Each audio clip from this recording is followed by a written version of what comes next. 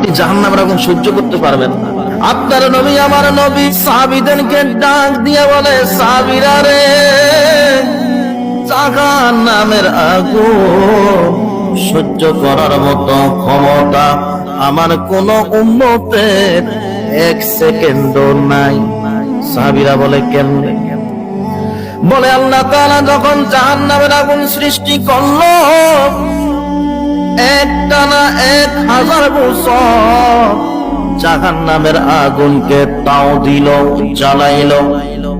জ্বালানোর পরে জাহান্নামের আগুন ছিল সাদা, সাদা থেকে হয়েছে লাল।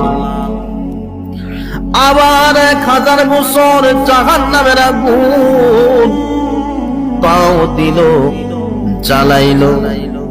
জ্বালানোর পরে জাহান্নামের আগুন হয়ে গেল লাল।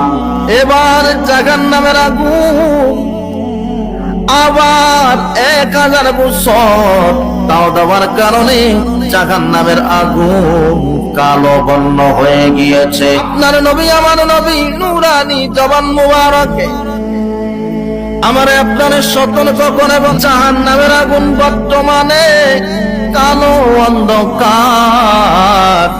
সন্তানের সামনে বাবা জাহান্নামের আগুনে জ্বলবে, বাবার সামনে সন্তান জাহান্নামের আগুনে জ্বলবে, মায়ের সামনে সন্তান জ্বলবে, বিবির সামনে স্বামী জ্বলবে।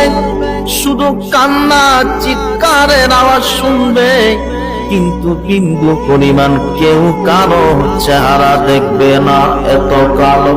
ফালিয়াদহাকু কলিলা ওয়ালিয়াবকু কাসীরা। আল্লাহ বলে তোমরা কম কম করে হাসো, বেশি বেশি করে কাঁদো। সব মানুষকে জাহান্নামে পাঠানো হবে, জাহান্নাম তৃপ্তি পাবে না, তার পেট ভরবে না। এবার জাহান্নাম বলবে, আল্লাহ আর কি আছে? আল্লাহ বলে, জাহান্নাম রে, নাই নাই, আর আমি আল্লাহর কাছে কিছুই নাই। তখন আমার আল্লাহ জাহান্নাম রে ঠান্ডা করার জন্য আমার আল্লাহর কুদরতি বাম পা জাহান্নামের মধ্যে দিয়া দিবে, সাথে সাথে জাহান্নামের আগুন ঠান্ডা হবে। একবার জুনে বলা যাবে কি আল্লাহু আকবার। জাহান্নামের ওয়াজ কোরআনুল কারীমে আছে, হাদিসে আছে, 30 পারা সূরা মাজার মধ্যে আছে।